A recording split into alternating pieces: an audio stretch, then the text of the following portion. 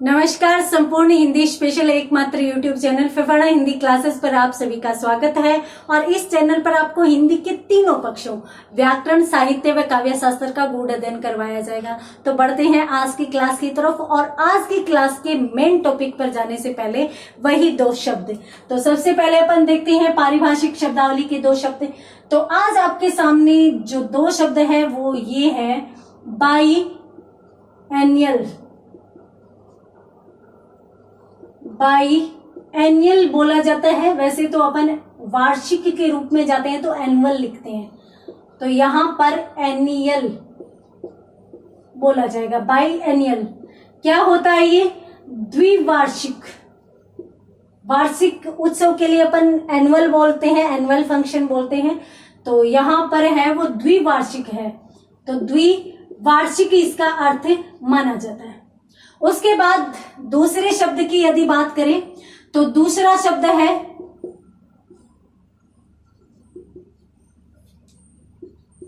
Bilateral. Bilateral ये शब्द है और ये एक साथ है तो अपन भी एक साथ ही लिखेंगे बाइलैटरल। अब बाइलैटरल क्या होता है? ये द्विपक्षीय होता है। अब बाई का मतलब तो द्वि हो ही गया, यहां पर भी है तो यहां पर भी है। और ये क्या हो जाता है? द्विपक्षीय, यानी दो पक्षों से संबंधित जब बात की जाती है तो वो द्विपक्षीय हो जाती है, और दो वर्षों से संबंधित जब बात की जाती है तो वो द्विवार्षिक हो जाती है। तो ये बाई एनुअल हो जाएगा और ये बाई लैटरल हो जाएगा। उसके बाद अपन बात करते हैं अगले राजस्थानी शब्दों की। तो राजस्थानी में भी आज आपके समक्ष अत्यंत महत्वपूर्ण शब्द है। एक शब्द तो है अडवो। क्या होता है ये? खेतों में ऐसे देखा है क्या, एक भूत सा लगा हुआ होता है जो चिड़ियों को उड़ाने के लिए काम में आता है, तो वो ये भूत क्या कहलाता है? अडवो कहलाता है। क्या होता है ये? खेत में,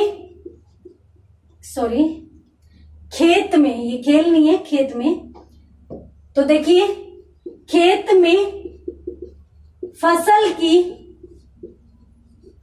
की सुरक्षा के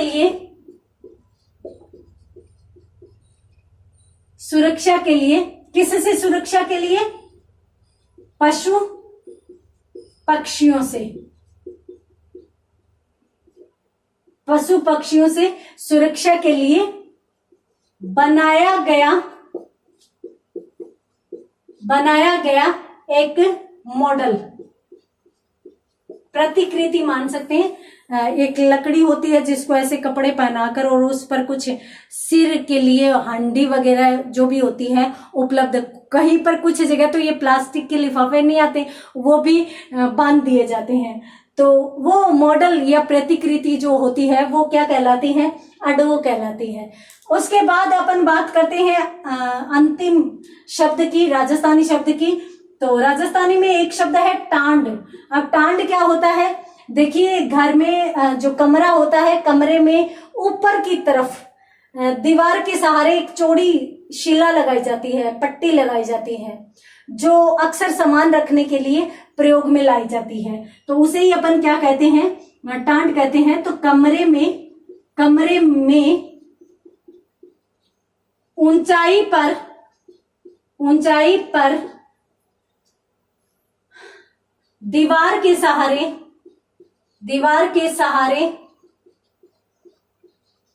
चौड़ी शिला लगाई जाती है। चौड़ी शिला लगाई जाती है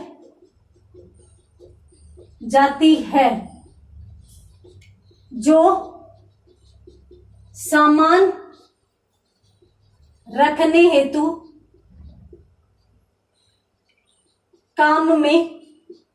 काम में ली जाती है। ये होती है टांड। वैसे टांड तो अपन सभी जानते हैं, पर अडवो ये शब्द हो सकता है कि कोई नहीं जानता, तो ये आपके लिए नया शब्द है। तो ये थे आज की क्लास के 4 शब्द, 2 पारिभाषिक शब्दावली के शब्द और 2 राजस्थानी भाषा के शब्द हैं। तो पारिभाषिक शब्दावली में बाई एनियल शब्द हो गया जो द्विवार्षिक होता है, बाई लेटरल शब्द हो गया जो द्विपक्षीय होता है। अडवो का मतलब होता है कि वही खेतों में पशु पक्षियों से खेत की रक्षा के लिए या फसल की रक्षा के लिए जो आकृति लगाई जाती है उसे अडवो कहते हैं। और उसके बाद कौन, टांड। टांड जल्दी से स्क्रीनशॉट लीजिए, उसके बाद बढ़ते हैं अपन अपनी मेन क्लास की तरफ। तो टांड क्या होती है, दीवार के सहारे या दीवार में ही एक चौड़ी पट्टी लगाई जाती है, शिला लगाई जाती है, पत्थर की शिला।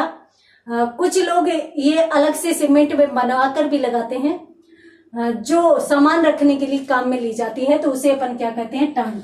अब बढ़ते हैं अपन अपनी मेन क्लास की तरफ। मेन क्लास में अपन क्या पढ़ रहे थे, अपनों ने कल एक नया टॉपिक शुरू किया था। और टॉपिक कौन सा शुरू किया था, अपनों ने किए थे अविकारी शब्द। अविकारी शब्द अपन पढ़ रहे थे। अविकारी या अवयव शब्द किसे कहते हैं, अर्थ या परिभाषा कल की क्लास में अपनों ने देख ली थी। उसके बाद अपन बात कर रहे थे भेदों की। तो अविकारी शब्दों की कितने भेद होते हैं, कितने प्रकार के होते हैं, तो अपनों ने पिछली क्लास में देखा था कि ये जो अव्यय या अविकारी शब्द है वो कुल 4 प्रकार के होते हैं। कौन कौन से, क्रिया विशेषण, समुच्चय बोधक, संबंध बोधक और विस्मयादि बोधक। उन चारों में अपन देख रहे थे पहला, और पहला कौन सा देख रहे थे, सॉरी, क्रिया विशेषण। पहला अपन भेद देख रहे थे क्रिया विशेषण।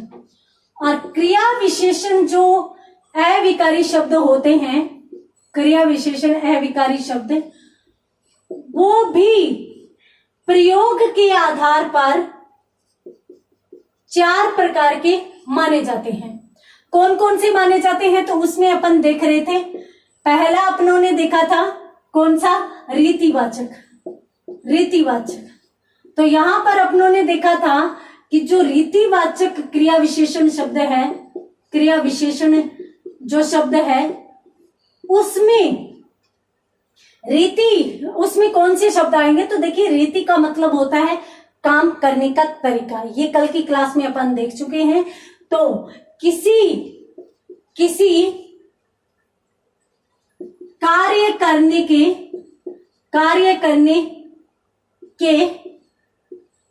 ढंग से संबंधित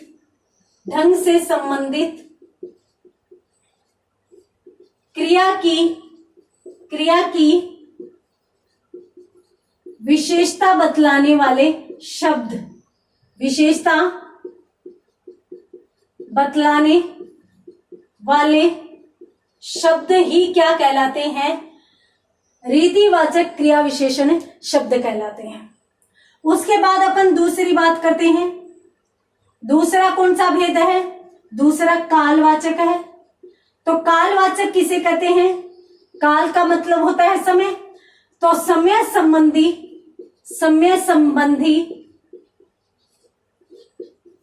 क्रिया की विशेषता बतलाने वाले शब्द ही क्या कहलाते हैं, कालवाचक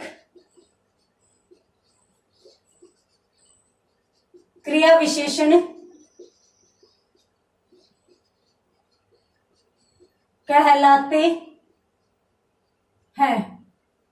ये कालवाचक क्रिया विशेषण कहलाते हैं। यहां पर आप एक चीज ध्यान रखना, मैंने दोनों में ही लिखा है कि क्रिया संबंधी विशेषता, दोनों में ही क्रिया की विशेषता बोली है कि काल संबंधी या समय संबंधी विशेषता बतलाएगा तो भी क्रिया की विशेषता, और कार्य करने के ढंग से संबंधित बताएगा विशेषता तो भी क्रिया की विशेषता। क्यों, क्योंकि अपन क्रिया विशेषण पढ़ रहे हैं। तो क्रिया की विशेषता बतलाने वाले ही क्या कहलाएंगे, क्रिया विशेषण कहलाएंगे। रीति में ढंग से संबंधित और काल में समय से संबंधित। जल्दी से स्क्रीनशॉट लीजिए, उसके बाद देखते हैं अपन बाकी के 2 अन्य भेदों को भी। तो बाकी के अन्य जो 2 भेद हैं वो कौन कौन से हैं, उनको किस रूप में परिभाषित किया जा सकता है, तो उनको भी अपन देख लेते हैं।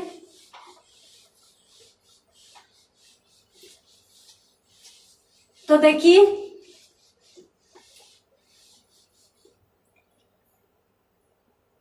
तीसरा जो भेद है वो है स्थानवाचक क्रिया विशेषण।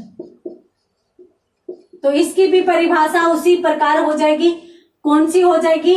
स्थान संबंधी क्रिया की विशेषता बतलाने वाले शब्द स्थानवाचक क्रिया विशेषण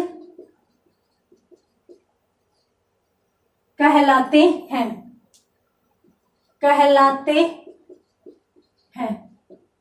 ठीक है।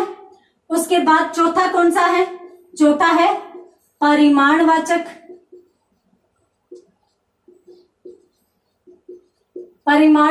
क्रिया विशेषण। ये क्या है? परिमाण किसे कहते हैं? मात्रा। तो अपन यूं कहेंगे मात्रा संबंधी क्रिया की विशेषता बतलाने वाले शब्द परिमाणवाचक क्रिया विशेषण कहलाते। ये लो जी, ये हो गए चारों प्रकार के क्रिया विशेषण। स्क्रीनशॉट लीजिए। स्थानवाचक, कालवाचक, परिमाणवाचक, रीतिवाचक, चारों प्रकार के क्रिया विशेषण यहां पर अपनों ने देख लिए हैं। अब आप सोच रहे होंगे कि उदाहरण तो करवाए नहीं, तो धैर्य का फल मीठा होता है, सब मिलेगा आपको। तो यहां पर स्थान संबंधी, यहां पर भी आप एक चीज याद रखेंगे, कौन सी? क्रिया की विशेषताएं मैंने यहाँ पे लिखा है और क्रिया की विशेषता ही मैंने यहाँ पर लिखा है। यानी मात्रा की विशेषता भी बताएगा या मात्रा से संबंधित है। और याद रखना एक चीज है, परिमाणवाचक विशेषण भी होता है। यदि किसी संज्ञा सर्वनाम की विशेषता बतलाती तो ये विशेषण में चला जाएगा। क्रिया की विशेषता बतलाए तभी ये परिमाणवाचक क्रिया विशेषण में जाएगा। ठीक है, देखते हैं कैसे कौन सा कहाँ फर्क हो सकता है, वो सारी चीजें अपन देखेंगे।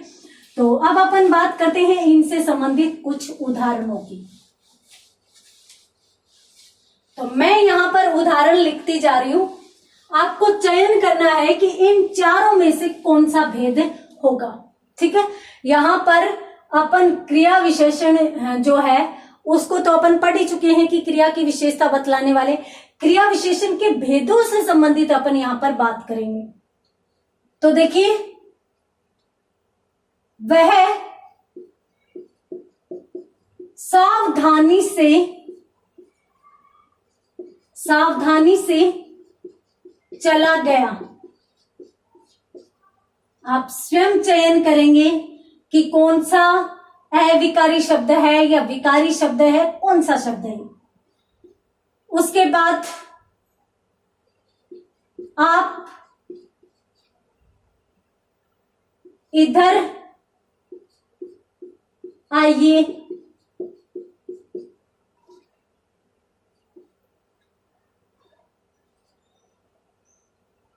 रघु कल आएगा।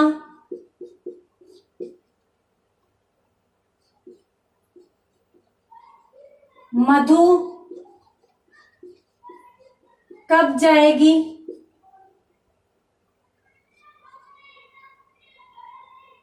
बालक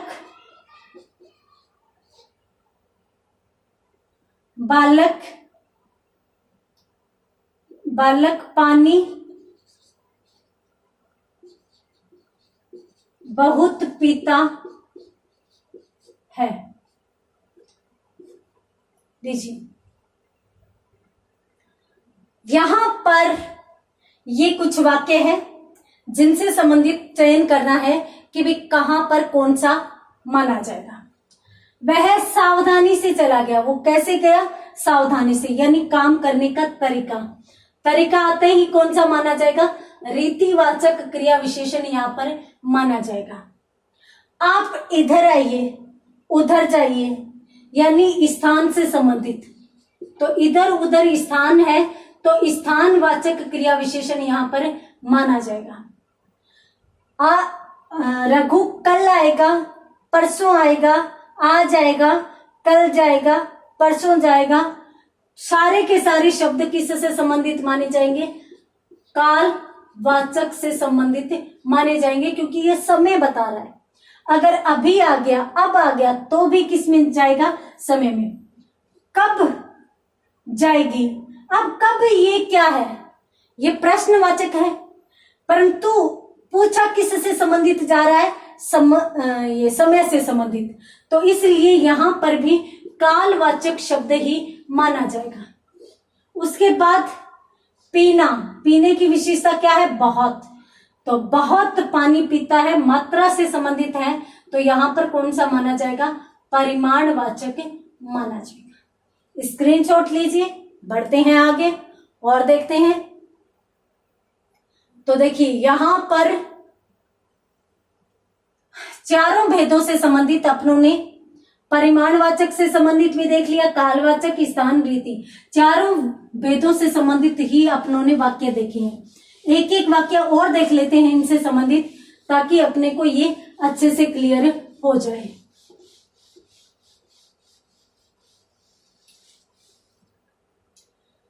अगला वाक्य है कि नंदिनी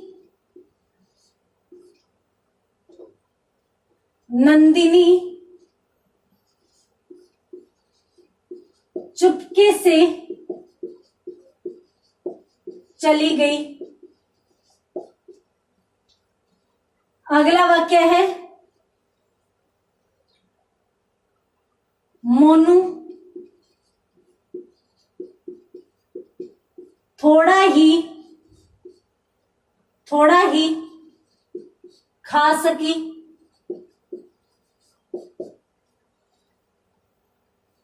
अगला वाक्य है मुकेश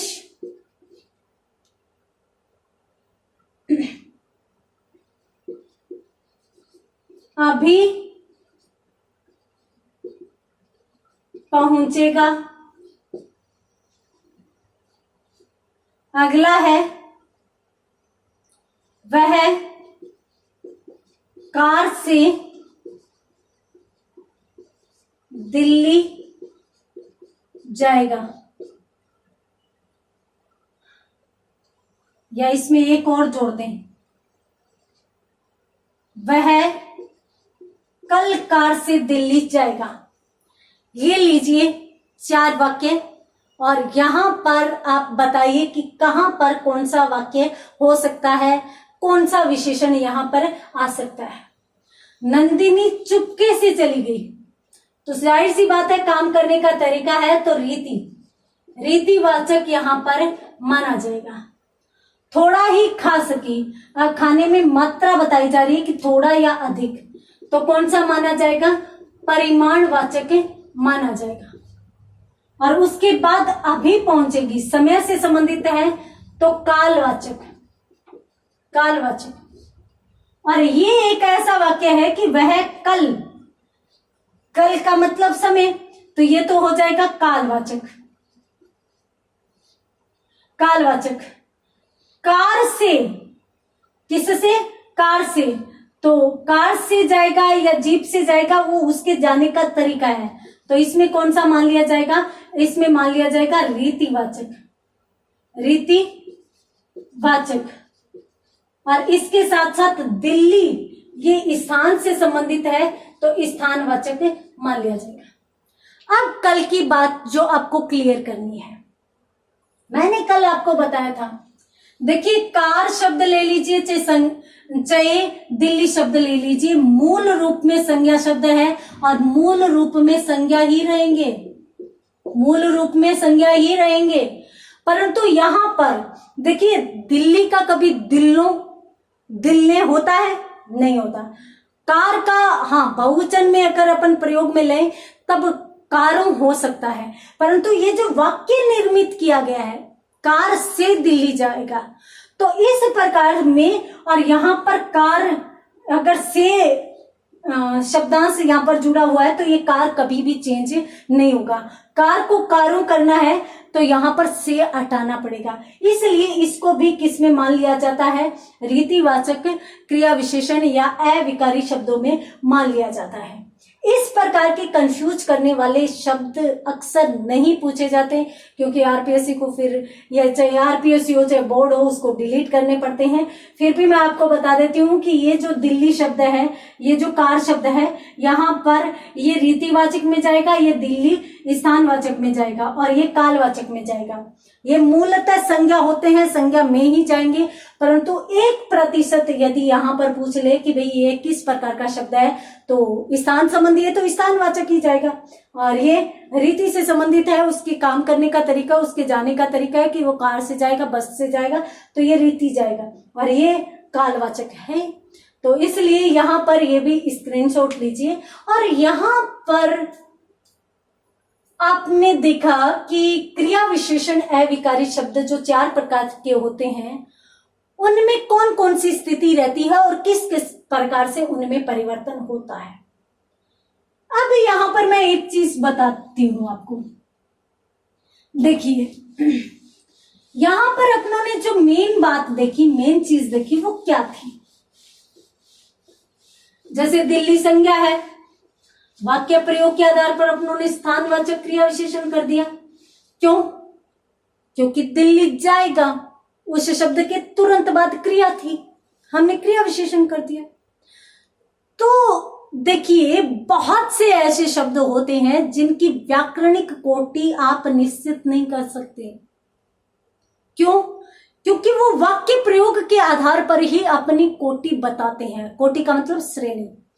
तो यहां पर आप नोट लगाकर एक चीज लिखिए जो अत्यंत महत्वपूर्ण है, कि किसी भी नहीं करेंगे, अपन कुछ शब्द करेंगे। कुछ शब्द ऐसे होते हैं जो वाक्य प्रयोग के बाद ही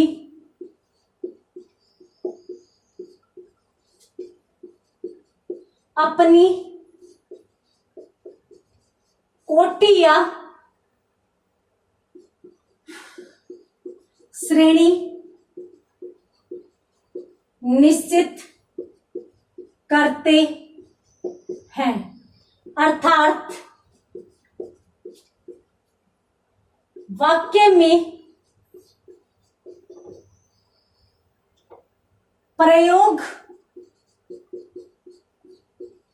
के बाद ही उनकी स्थिति का ज्ञान किया जा सकता है। ये देखिए, कुछ शब्द ऐसे होते हैं जो वाक्य के प्रयोग के बाद ही, वाक्य में प्रयोग होने के बाद ही अपनी कोटि या श्रेणी निश्चित करते हैं। अर्थात वाक्य में प्रयोग के बाद ही उनकी स्थिति का ज्ञान किया जा सकता है। कैसे, क्या बात है, ये समझ में आएगी, परंतु अभी समझ में आएगी जब अपन उदाहरण देखेंगे। तो जल्दी से स्क्रीनशॉट लीजिए, उसके बाद बढ़ते हैं अपन आगे। तो आगे अपन देखते हैं कि ये क्या बात बताई गई है। मैंने आपको शुरू की क्लास से अंत तक ये बात लगभग क्लासेस में बताई है कि भाई हिंदी को जितना रटोगे उतना फंसोगे, जितना समझोगे उतनी क्लियर होती जाएगी। तो देखिए, एक वाक्य है आपके सामने कि लड़का बहुत दूध पीता है। लड़का बहुत दूध पीता है, किस में जाएगा? जल्दी से बताइए, किस में जाएगा? दूध से पहले बहुत आया है, यानी दूध क्या है, संज्ञा, और संज्ञा की विशेषता बतला रहा है, इसलिए ये क्या होगा, संज्ञा की विशेषता बतलाने वाला विशेषण। और किससे संबंधित, दूध की मात्रा से संबंधित, तो परिमाणवाचक विशेषण कहलाएगा, परिमाणवाचक विशेषण कहलाएगा। अब इसी वाक्य को मैंने यूं कह दिया कि भाई लड़का दूध बहुत पीता है, बहुत पीता है। तो यहां पर बहुत के तुरंत बाद क्या आया है, क्रिया शब्द आया है। अब क्रिया शब्द से पहले आया है तो इसलिए ये क्रिया की विशेषता बतला रहा है, और क्रिया की विशेषता बतलाने के कारण ये क्रिया विशेषण हो जाएगा। और ये किस संबंधी विशेषता बतला रहा है, मात्रा से संबंधित, तो इसलिए यहां पर ये परिमाणवाचक क्रिया विशेषण कहलाएगा, क्रिया विशेषण कहलाएगा। ठीक है, उसी प्रकार से इसी वाक्य को मैंने ऐसे लिख दिया कि लड़का बहुत अधिक दूध पीता है, बहुत अधिक दूध पीता है। अब बताइए, अब किस में जाएगा, बहुत की बात कर रही हूं और किसी भी शब्द की बात नहीं कर रही। यहां पर भी बहुत, यहां पर भी बहुत, यहां पर भी बहुत, तीनों जगह उत्तर अलग। बताओ, रट्टा लगाओ, कहां लगाओगे, कितना लगाओगे।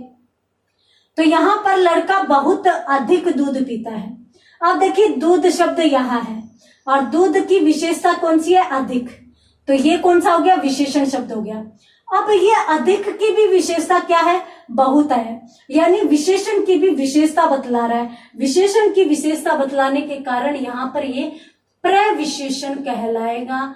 कौन सा शब्द कहलाएगा, बहुत। यहां पर ये बहुत प्रविशेषण में चला जाएगा। बताइए कहां तक रट्टा लगाएंगे। हिंदी को जितना समझेंगे समझ में आएगी, जितना रट्टा लगाएंगे उतने फंसेंगे। तो जल्दी से स्क्रीनशॉट लीजिए, उसके बाद अपन 2-4 उदाहरण और देखते हैं कि किस प्रकार से चीजें बदल जाती है। तो यहां पर भी अपन देखेंगे, एक वाक्य है,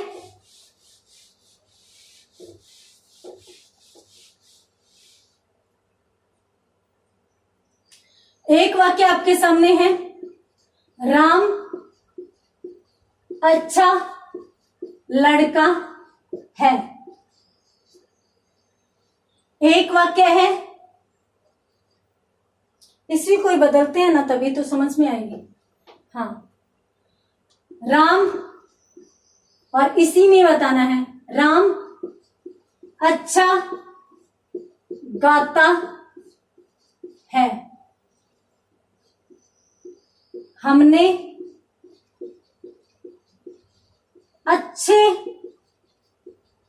अच्छों को पढ़ाया है। ये लीजिए, ये भी उसी प्रकार से आपके सामने 3 वाक्य है। तीनों वाक्यों में आप चयन करते हुए बताइए कि ये जो अच्छा शब्द है इसमें क्या क्या है, कौन कौन से शब्द, किस किस प्रकार के ये शब्द माने जाएंगे। तो यहां पर चयन कीजिए।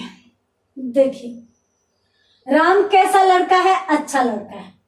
तो अच्छा क्या है, विशेषण शब्द है। विशेषण शब्द है, क्यों, क्योंकि तुरंत बाद क्या आ रही है, संज्ञा आ रही है, लड़का जातिवाचक संज्ञा। तो संज्ञा की विशेषता बतलाने वाला शब्द कौन सा होता है, विशेषण होता है। और कौन सा विशेषण आ जाएगा, गुणवाचक विशेषण आ जाएगा, गुणवाचक विशेषण। क्यों, क्योंकि ये संज्ञा सर्वनाम की विशेषता बतला रहा है। संज्ञा सर्वनाम की विशेषता बतलाने वाला शब्द विशेषण होता है। अब यहां पर देखिए कि अच्छा गाता है। अब गाना क्या होती है, क्रिया हो रही है, और क्रिया की विशेषता बतला रहा है, तो इसलिए ये किस में चला जाएगा, क्रिया विशेषण में चला जाएगा। और क्रिया में भी अच्छा गा रहा है, सुंदर गा रहा है, ये काम करने का तरीका हो जाता है। तो तरीका किस में जाता है, रीतिवाचक में जाता है। और ये कौन सा जाएगा, रीतिवाचक क्रिया विशेषण कहलाएगा, क्रिया विशेषण हो जाएगा। अब देखिए कि हमने अच्छों को पढ़ाया, मतलब बहुत से लोग, अब बहुत से लोगों के संदर्भ में आ गया कि बहुत से लोग थे जिनको हमने पढ़ाया है। तो बहुत से लोग हो गए, तो लोग क्या होते हैं, संज्ञा होते हैं, और बहुत है बहुवचन है, इसलिए इस किस में जाएगा, जातिवाचक संज्ञा में चला जाएगा। चलिए एक वाक्य में और बता देती हूं। एक शब्द है अच्छा, अच्छा हम चलते हैं, अच्छा हम चलते हैं। अब यहां पर रेखांकित करके पूछ लिया कि भी बताइए इस अच्छा में कौन सा विशेषण माना जाएगा। तो अच्छा के बाद क्या है, विस्मयादिबोधक चिन्ह है, तो यहां पर विस्मयादिबोधक माना जाएगा, विस्मयादिबोधक।